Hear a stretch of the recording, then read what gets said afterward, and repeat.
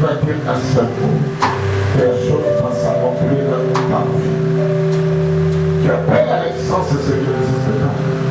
Il est le maître du temps et des circonstances. Nous laissons ce moment entre tes saints. La Bible déclare dans sa famille de sang, je serai tout autour de vous une muraille de feu. Que la muraille de feu puisse entourer cette salle au nom puissant de Jésus-Christ de Nazareth. Nous plaçons au milieu de cette salle, selon l'ordre de Lévitique 6, le feu qui ne s'éteint pas du début jusqu'à la fin de la prière.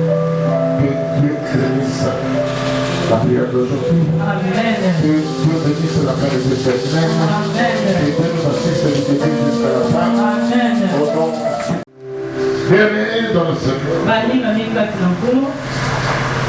Nous avons commencé ce séminaire à l'ouverture de ce séminaire. C'est l'évangéliste Plamedi qui a prêché. Du combat. Et il t'a parlé comment est-ce que nos ancêtres étaient impliqués dans ce combat. Nous avons reçu l'esprit de solution pour sortir de ce combat. Le deuxième jour, c'était le tour de maman Divine. Maman Divine nous a parlé de la fin de tempête. Maman Divine a elle s'est inspirée. Quand Jésus traversait le lac, c'était dans la barque. La tempête est soulevée. Jésus-Christ se dormait. On lui a dit, maître,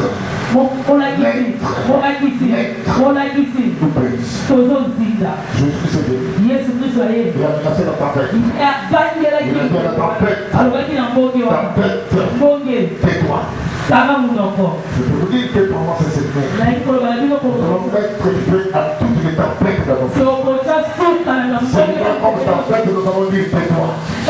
Crise financière, nous allons dire tais-toi. Maladie, nous allons dire tais-toi. Le troisième jour, c'est l'évangéliste Jocelyne qui nous a parlé des alliances invisibles du sang. Il nous a démontré que la vie est dans le sang. Il nous a dit quand nous portons l'ADN de nos parents, de nos grands-parents. Nous avons l'héritage dans le sang. Il nous a dit le sang de Jésus-Christ plus que le sang. Je crois qu'elle-même c'est un témoignage vivant. De la prière par le sang de Jésus. C'est son fils Ariel qui joue autour de ici. Il a fait récipiter 200 fois. Par le sang de Jésus-Christ. Je suis racheté de la main. Par le sang de Jésus-Christ. Je suis racheté de la main de ténèbres. Je suis justifié. Rendu saint par le Dieu de la sainteté. Par le sang de Jésus-Christ. J'ai la vie de Dieu. L'enfant est guéri. La puissance dans le quatrième jour, c'est Machan qui est passé. Il nous a démontré comment il faut se débarrasser des pieds étrangers. Il nous a montré comment Rachel est allée même au mariage avec les pieds étrangers. Il faut se débarrasser des pieds étrangers pour voir clair dans la vie. Nous avons vu le cas de Moïse. Moïse venait de la famille de Lévite. Leur Dieu c'était la colère. Il a dit couper l'oreille de quelqu'un. Moïse qu'on appelait le libérateur. Il ne peut pas arriver à Canaan. À cause de la colère. Plus étrange. pendant ces semaines, nous avons nous débarrasser de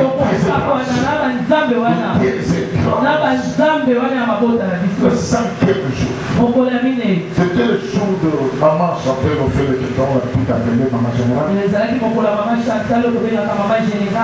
Il nous a dit extermine la puissance de la manipulation de nos parents. Cet homme nous a démontré dans sa famille les manipulations à tel point que les gens n'ont pas émergé dans sa famille sauf elle et une. C'est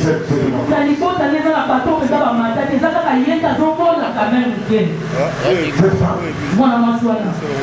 Elle vendait les maléos au quartier. Un jour, on lui a dit, papa, c'est papa. Elle a payé la vie. Elle ne voulait pas me voir. Mais elle a testé un jour de me voir. Quand elle m'a dit, sa situation a changé aujourd'hui, la personne de voyage. Elle a fait le voyage au niveau de Dubaï. Elle est devenue aussi une commerçante. Le 6e jour, maman Rose est venue nous parler. Délivre-moi de la malédiction de mes parents. Maman Rose est venue nous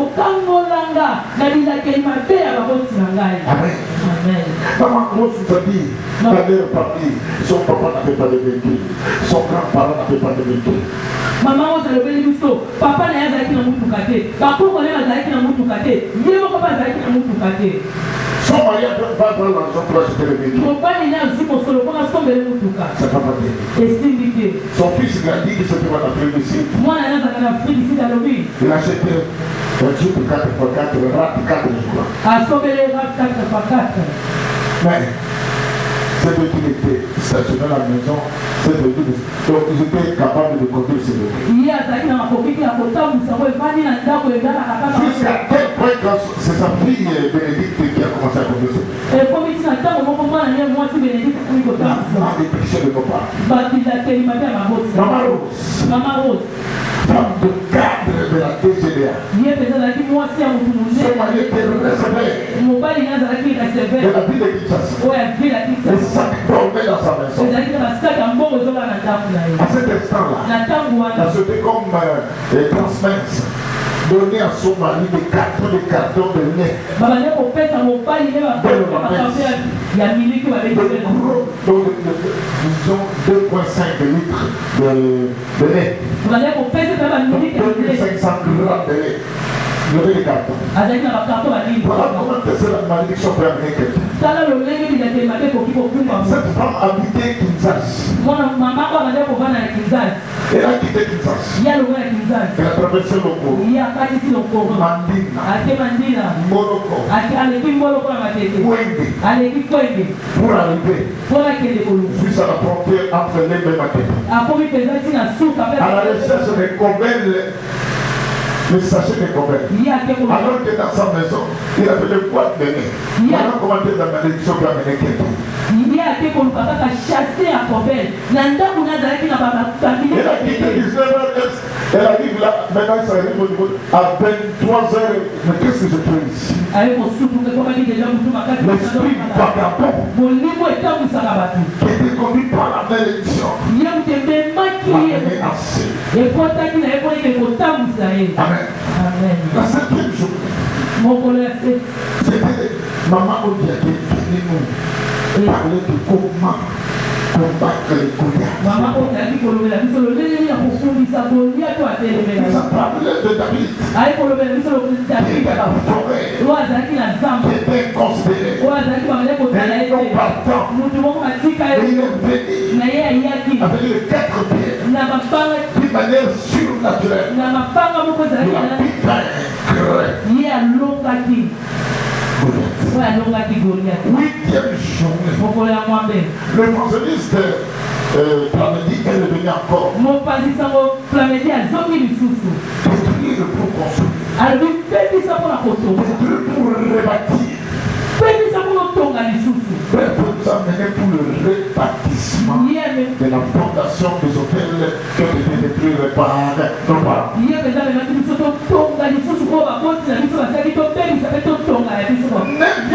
journée, nous avons vu la présence de maman Diamant. Moi j'appelle maman Restauration. Elle a un ministère de restauration. Il nous a parlé de la désobéissance et de la fausseté. Il nous a parlé de comment la désobéissance a commencé à l'origine. Il nous a parlé de la fausseté. Comment les mamans qui vont au marché, un sac, plutôt qu'un sachet de 5 kilos, toi tu crois que c'est 5 kilos, c'est 4 kilos. Un jour, Maman Rose est venue avec un sac. C'était pour la fondation Tadika. Alors il a dit maman, tiens-nous ça sac.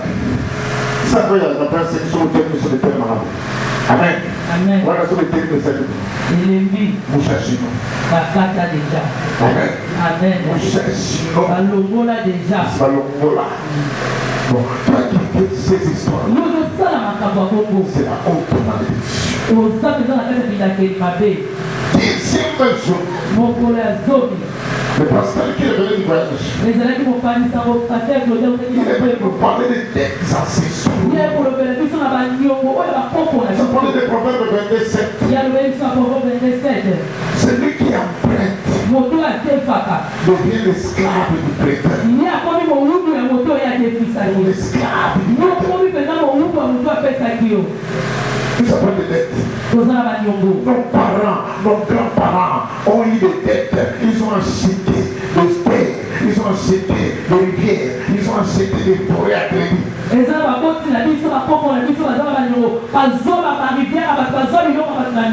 ont dit,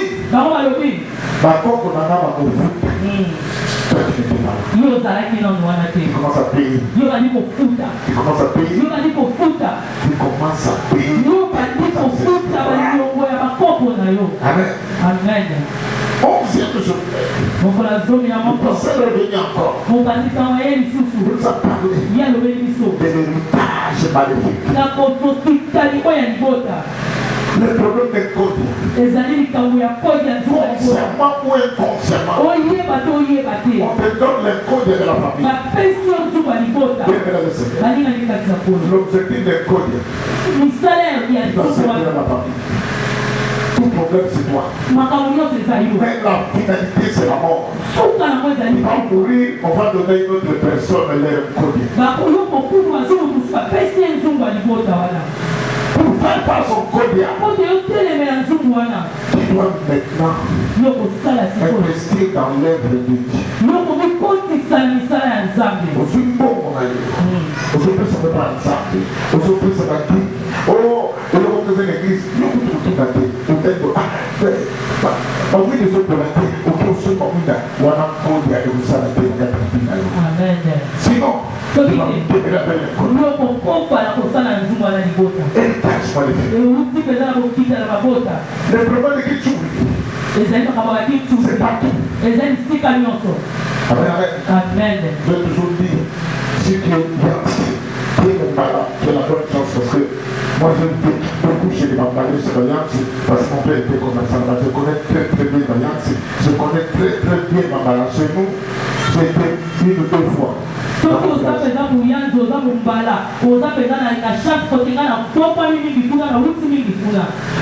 le pasteur nous dit parler de l'héritage. Moi je suis de la famille, ma mère est de la famille ondée. C'est-à-dire, maman quand Délor est né, ma mère est venue à la maison. Nous avons mené 2 pierres, 2 cailloux.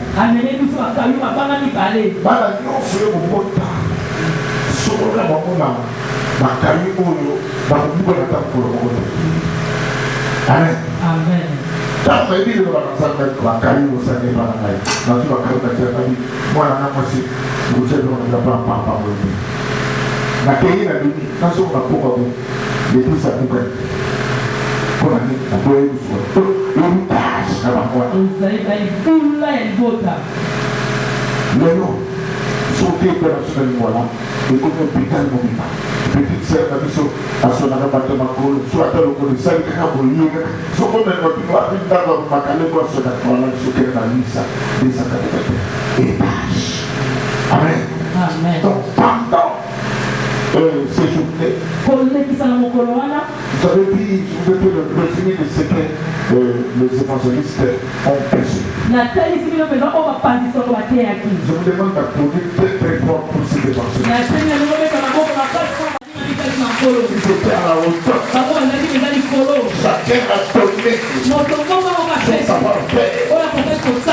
Vous avez remarqué, il y a pas de différence. Chacun a son ministère. Il a su donner ce qu'il connaît. Vraiment, je suis très très. Pour faire la fierté du tabernacle. Pour faire la fierté du tabernacle. Pour les vrais serviteurs. Je vous demande encore des applaudissements très forts. Amen. Aujourd'hui, nous avons fait notre message. Le diable qui a mis nos parents dans la captivité ne nous mettra pas dans la captivité. Nous avons lu Ésaïe 61 et 4.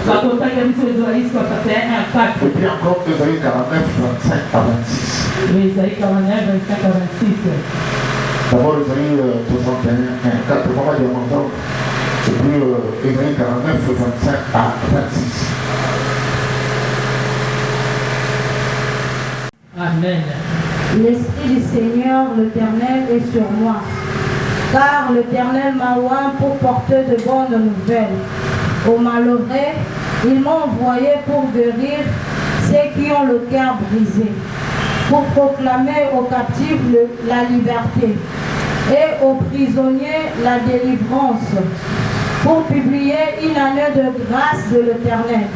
Et un jour de vengeance de notre Dieu, pour consoler tous les infligés, pour accorder aux infligés des Sion, pour leur donner un diadème au lieu de leur cendre, une huile de joie au lieu de deuil, un vêtement de louange au lieu d'un esprit abattu. Enfin, qu'on les appelle de térébitins de la justice, une plantation de l'Éternel, pour servir à sa gloire. 4. Ils rebâtiront sur d'anciennes rues, ils relèveront d'antiques décombrées, ils renouvelleront de villes ravagées de vastes depuis longtemps. Amen, amen.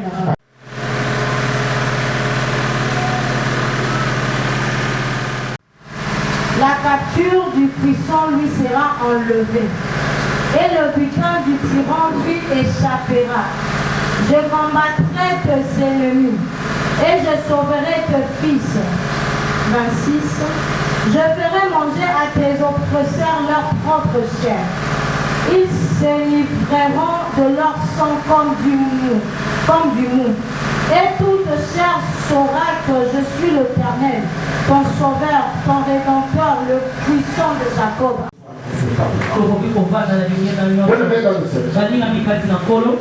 On va donner ici 45 minutes, mais l'évangéliste, c'est la fin.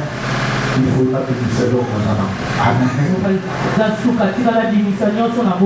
Amen. Amen. D'après la route sur la captivité, c'est quoi? La captivité, c'est l'état de difficulté. La captivité, c'est un lieu où l'on est sous l'influence d'une puissance négative d'un homme supérieur. Beaucoup de gens dans ce monde, Bishop, bishop, apôtre, ezala apôtre, prophète, ezala bapakoli, ezala bapanzisako, le croyant ezala bandimi. sont dans l'ignorance en ce qui concerne la captivité. Baza na kati ya kozanga koyeba oyo eza ya kokangamela bongo na bango. La captivité a conduit beaucoup de gens de la maternité jusqu'au cimetière.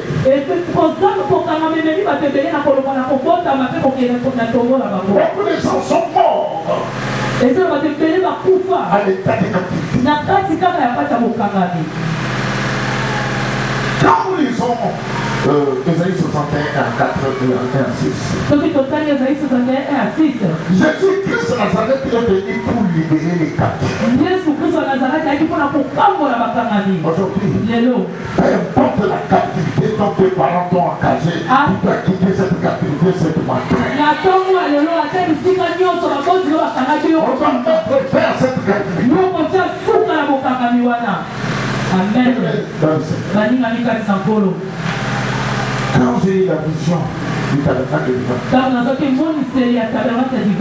j'ai eu la vision du tabernacle divin dans Ésaïe 46 à 7. Et ceux qui sont dans la captivité, personne, ceux qui sont dans les cachots. Amen. Amen.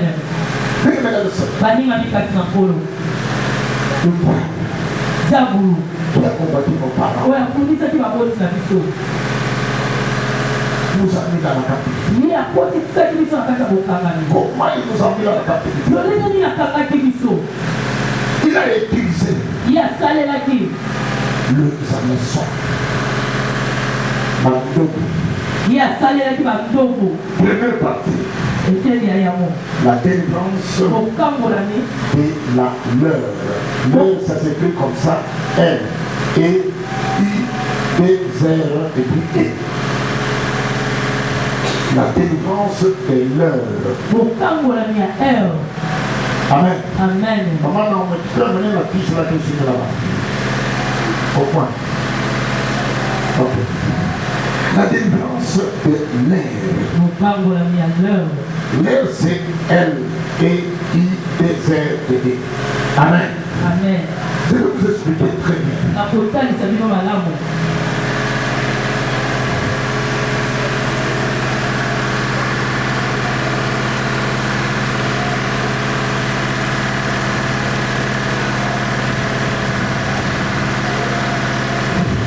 Je vous demande de me suivre de près.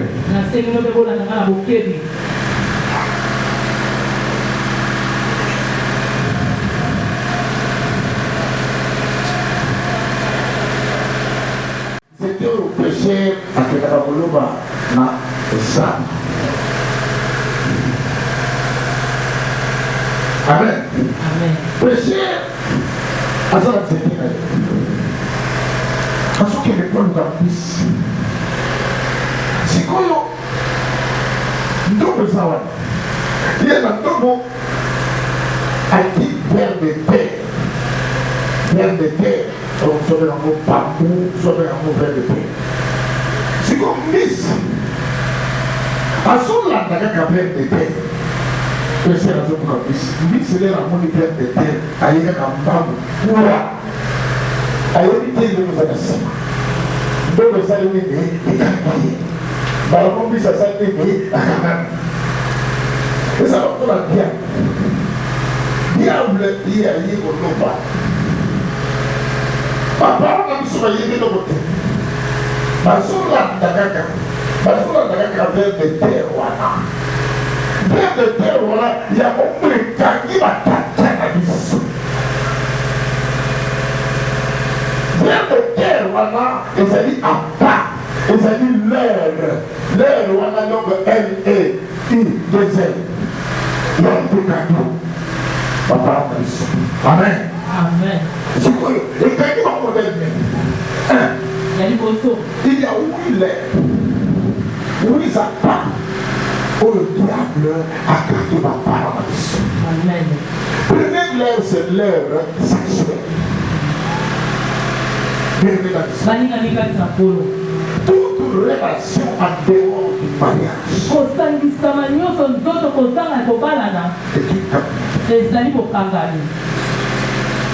Est-ce que papa Motio a maladie maman a eu le gars? Vous savez, moi, on a ici un quatrième bureau. Deuxième, troisième, quatrième. Bible nous dit à Deutéronome 23, 2. Deutéronome 23, verset 2.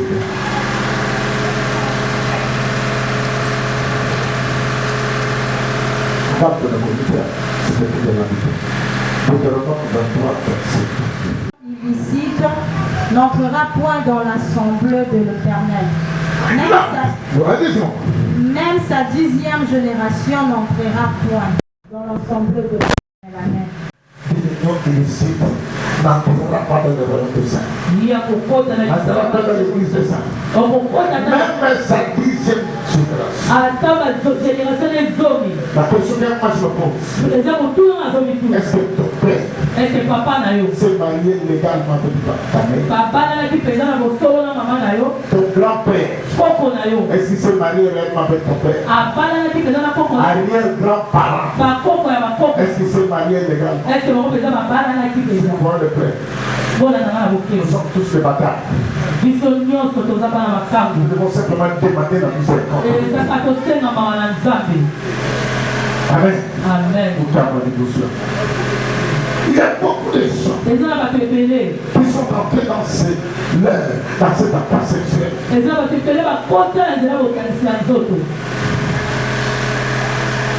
y a des gens qui ont fait l'abandon du droit conjugal à cause de la part sexuelle.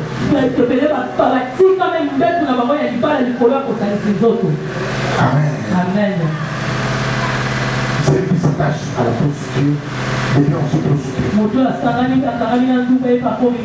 Amen. Amen. Papa Pierre, Seigneur, se croit qui t'attend.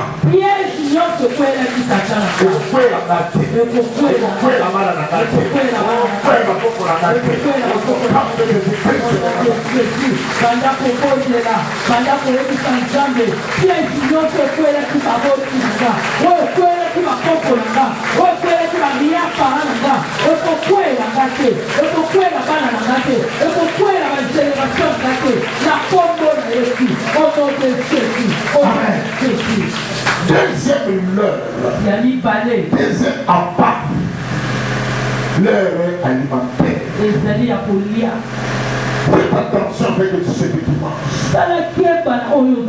Et le lieu où tu manges, c'est cette nourriture. Les tireurs sont dans la salle. Quand nous posons des questions au cours de 67 et les enfants sont ici. 80% des gens ont obtenu la sorcellerie dans la nourriture. Amen. Amen. Il y a wapi. Il y a wapi. Nous avons dit dans l'évangéliste, la médine n'a pas servi, nous dit n'a pas servi. Tout n'a pas servi, nous dit n'a pas servi, plutôt qu'elle avait la cimetière là. Donc on nous juge sur l'accroissement de Kassana venu sur là. Donc on a vraiment tout le temps pour la voiture. Tout le monde a la garde, dans tout le lien. Bazulia ni mwa, bazulia tala mabadi, bazulia mwa, tala msoti fufu. Siko to ni bazulia mwa. Amen, amen, amen. Nous sommes dans la bague mwa. Bazulia, nous sommes sur le plan, nous sommes ulia. Ulia kawapa. Nage wana ulia, ulia malambia. Amen, amen, amen. Attention avec la nourriture. Beaucoup de gens sont entrés dans la part de la nourriture. Nous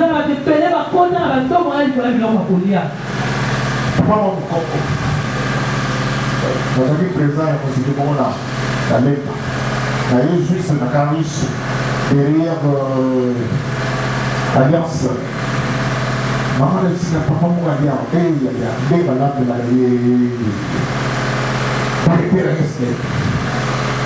comme les plans, tout ça. Papa va en mettre au bout. A qui candidat pour les écoles, il y a. Amen, amen, amen. Alors, il y a un moment où vous avez dit la voiture, qui va continuer d'accord. Amen. Amen. Malgré il y a la personne qui basali ni bakate lokolo ukolo bakate lokolo azoyamu awate yo komindapo okusiyo komindapo awate papa no masala azongi na matonge aye na matonge yo penta osokele papa no makongo basala makongo stratégie la maintenance. Azule ikaya kuanga na maintenance de l'olia. Yo pour le nouveau na ba ni na lo crise. Amen amen. Azoma kuna ba ya pete. Papa ni na lo kai. Bana sa ko konduite. Mama asaka papa. Abule mama. Bana so que mama protège. La so que papa protège. Et akobiye. C'est le but de Amen. Le côté va pas nous sur la carte là. Le va pas nous sur mon problème. Yo prends moi ma teba. Amen. Un marié doit manger 7 mois dans ta maison. Mon père il parle il y a kaka kalanda kunaye. Amen. Donc la part de la nourriture amener nos parents à la bonne des choses. Pour lire familial les mêmes va porter la vie sur la makabobele. Troisième l'heure. Il y a mis ça tout. L'heure de la bouche. Et ça y est en mon Attention avec ce que vous dites dans votre bouche. Si vous avez suivi Maman Chantal quand il a parlé d'Isaïe 54, verset 27. Arme projet contre le vrai sans effet. Tout là, le Christ s'adressera pas qu'il a condamné. Il y a des gens qui ont pris les vies. Moi, moi, c'est le bagne payé. Moi, là, oh, la consacré ma main.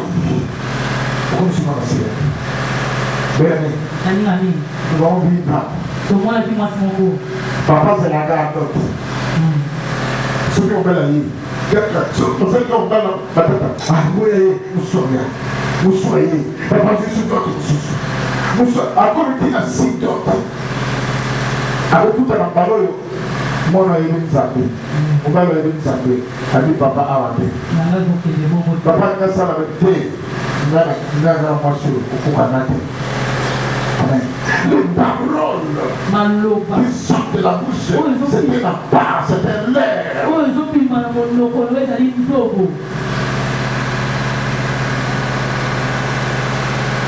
Par contre, on a dans le Waka, le seul Waka dans le nord. La consécration. Il y a des gens qui ont jeté la vie de leurs enfants dans le fleuve, dans les rivières. Quatrième l'heure, la part de l'argent. La part de l'argent.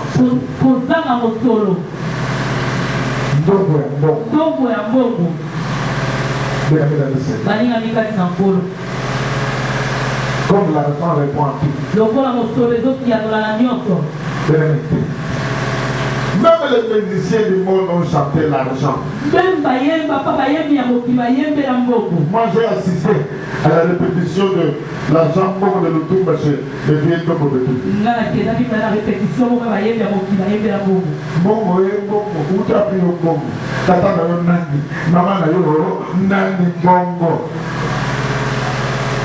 Amen. Amen. Ah non, c'est bien parce il avait la réflexion dans la tête.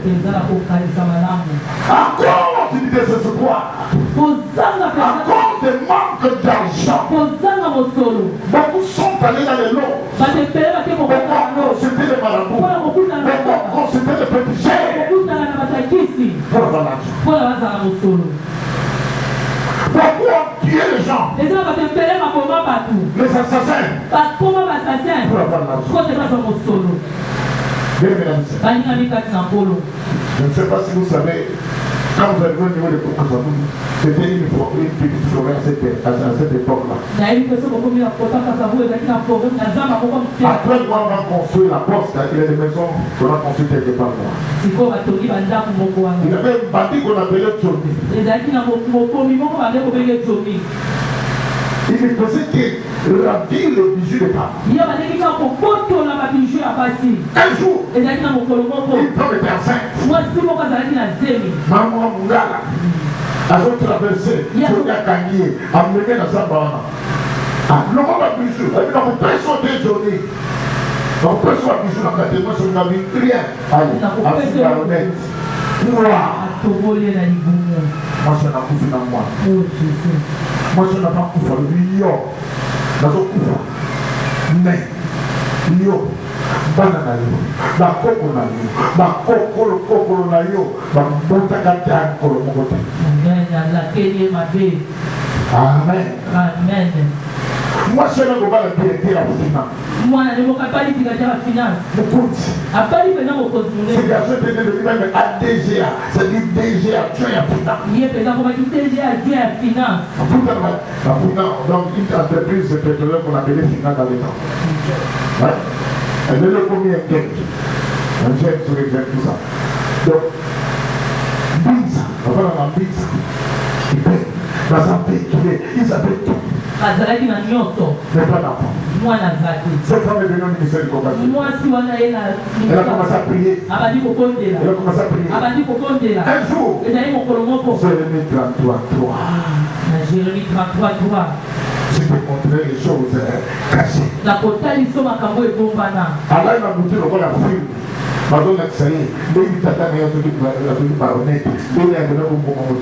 Amen. Aïe, ça va, papa de papa. Nous sommes ça. Oh, tu t'es papa, il s'en va vérité. Oh non, non, non, il y a assassin. Au moment où moi, si mon c'est la révélation qui amène la sauce. Garçon, à quelle loi dans le loi dans la passe, à ce diamant, à une angela qui dit, mais on a pas comment, ma militaire, ma caméra, ma autre diamant. Na kilo de ma couleur, na comme les tambo, à comme la pointe, à battre point de couleur là-bas, pour du matériel dans ta main. Malédiction protégée par ses parents. Amen. Amen. Quand la femme a compris que ce problème, l'origine, c'est l'assassinat commis par ses parents. Elle a commencé à prier.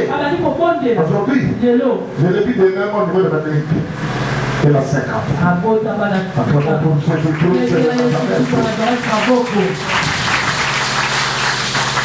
L'heure où la part de l'argent. Cinquième l'heure de la célébrité et de la popularité.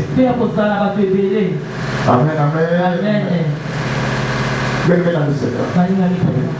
On nous sommes dans la vie, je suis le témoignage de Dieu. Il a un papa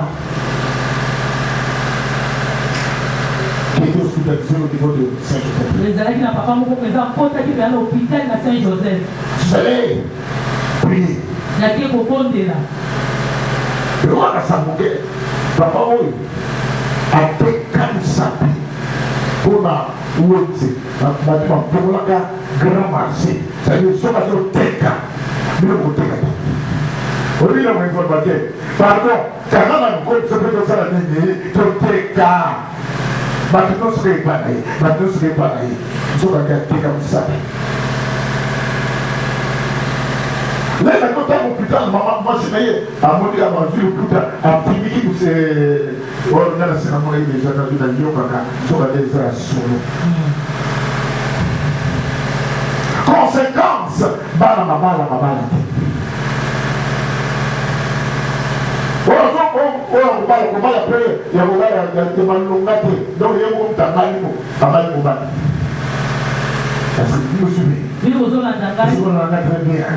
À cause de la célébrité, nos parents ont vendu les enfants.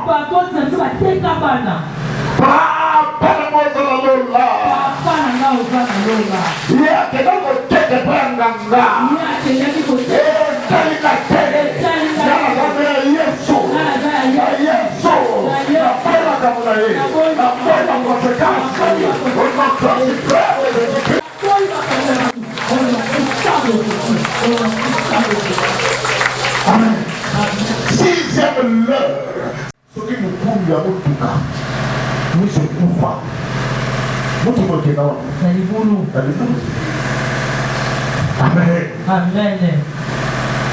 Tout ce qui brille est pas de l'eau. Oh non, c'est une question de ça. Ne voyez pas la multitude de gens dans une église. Vous ne connaissez pas ce qui se passe. Parce que ton papa a étudié dans cette, a prié dans cette église. Ton papa était diacre dans cette église. Ton papa était serviteur dans cette église. Il amène tous les enfants. Ils sont à 400%. Donc on les dit à 100%, donc nous sommes à 400%. Donc on va la dire, c'est pas dans l'année, mais à 400%. On va faire 800%. Amen, amen, amen. Amen. Donc, quand le conducteur de l'église est dans l'occultisme, il a besoin de sacrifice. On va lui demander dans cette église. Chaque année, il faut 3 ou 4 personnes pour mourir. Comme il y a beaucoup de gens dans cette église, vous n'avez pas remarqué comment est-ce que les gens, hein? Mais le conducteur, nos parents, nous sommes emmenés. Il y a nos parents qui nous ont emmenés dans les églises, l'église de Noir. Dans ces Bikoudi. Il y a des communes, je m'excuse, dans un restaurant qui va communes aussi, mais dans la salle, il y a des communes comme Danseki. Monga Pula Rira. Au moins l'église, l'église. Makolongulu. Parce que le terme Makolongulu, ça n'a pas d'exact. Oh, opération Lille, parce que c'était sur les dalala. Donc, ce genre d'opération, c'est quoi ça? Et au moins, beaucoup de l'église soit là. C'est la captivité. Septième captivité. L'ère d'héritage ou à part d'héritage. L'héritage des ancêtres. Combien? Quelle est ma famille? Amen, amen, amen. Amen. Les enfants sont un peu de pays de casser. La village de l'Isson. C'est maintenant dans la salle. Ma parent m'a salarié. Papa m'a salarié, madame Soussou. Il y a un peu ici. Et vous tournez, il m'a fait ça, n'a pas fait ça. Elle comprend ça. Si on allait licencier, dans un village, on a la licence. Peut-être que tout le monde va graduer, on va aller sauter. Mais qui peut la graduer, les gens font les villages, parce que il y a un intellectuel.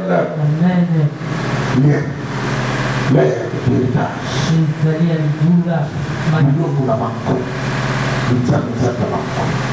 Il y a des alliances cachées que nos pères ont fait. Les dieux étrangers. Aujourd'hui, nous prenons les pots cassés. Papa, nous allons là. Nous allons sur les mots dans Tatananga. Nous allons sur les mots dans Mamananga.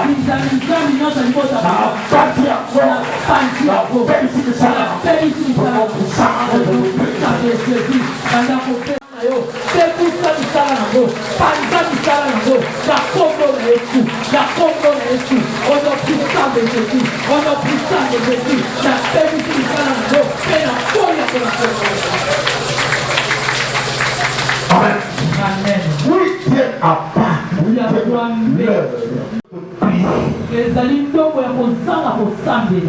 Le diable a déstabilisé nos parents par le manque de prière. Nos parents ne priaient pas. Ils faisaient consulter les féticheurs. Le marabout. Ils croyaient. C'est les féticheurs. Ils auront la protection de Dieu. Or, la protection ne vient que de Dieu. Parce qu'il est écrit dans son moment. Ceux qui demeurent dans le Seigneur le délivre des filets de notre terre, de la peste et des sérages. Il est prénom, ni les ténèbres de la vie, ni le péché dans le jour, ni la contagion qui prend en après-midi. Ils vont tomber à gauche, ils ne seront jamais atteints. Amen. Donc, il m'a dit, demande à ta après ce séminaire, tous les sorciers, ma salle, ma plan, moi, ma petit mon sang, ma so quoi. Amen. Oh, ma salle, ma plan, ma kango, ma so kozo kanga bango. Amen. Oh, la salle qui m'a planté le mot à deux balles la tête, c'est fini. Amen. Donc, si ça me sert là-bas. Amen. Nous avons les attaques qui dans la tête d'Akunama. Amen. Qui dans la tête de ma maman. Amen. Donc, on porte qui dans ma chambre là-bas. Amen. Donc, si ça me sert là-bas. Amen. C'est trop assez, c'est assez. Amen. Amen. Deuxième partie du message. Peut-être que vous n'avez jamais entendu les annoncions. L'onction d'aisance. L'onction d'aisance. L'aisance, ça s'écrit A-I-S-A-N-C-E. L'onction d'aisance. Si vous souhaitez très bien avec cette option de dans ce que nous allons voir aujourd'hui, vous allez avoir une vie de miracle de l'amour. Un jour, une grande serviteur de Dieu, Maman Gouet, est arrivée à Kinshasa. Il a invité le serviteur de Dieu à l'hôtel intercontinental à cet endroit. Je me rappelle, nous sommes allés avec mon frère, le Sali Bernard, qu'on appelle aujourd'hui au ministère du combat, sur le national. Amen. Amen. Nous sommes arrivés. Maman, quoi elle nous a dit? Je ne sais pas si je vais encore revenir à Kinshasa. Parce que j'ai déjà l'âge avancé. Peut-être que je vais mourir. Mais je vous donne la viande que vous allez manger chaque jour.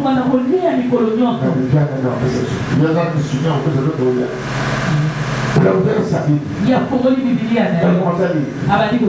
Exode 20. 4 à 5. Deuxième partie, il a dit Exode 20, verset 6. Non, mais si tu peux nous dire ça. Exode 20, 4 à 5. Et puis Exode 20, verset 6. Je lis la parole de Dieu. Tu ne te feras point d'image taillée, ni de représentation quelconque de choses qui sont en haut dans le ciel, qui sont en bas sur la terre, et qui sont dans les eaux plus bas que la terre. Tu ne te prosterneras point devant elles, et tu ne le serviras point. Car moi, l'Éternel, ton Dieu, je suis un Dieu jaloux qui punit l'iniquité de père sur les enfants jusqu'à la 3e et la 4e génération de ceux qui me haïssent, et qui fait miséricorde jusqu'en 1000 générations à ceux qui m'aiment et qui gardent mes commandements. Amen. Mais quand la Bible dit, c'est fini l'iniquité de père en fils.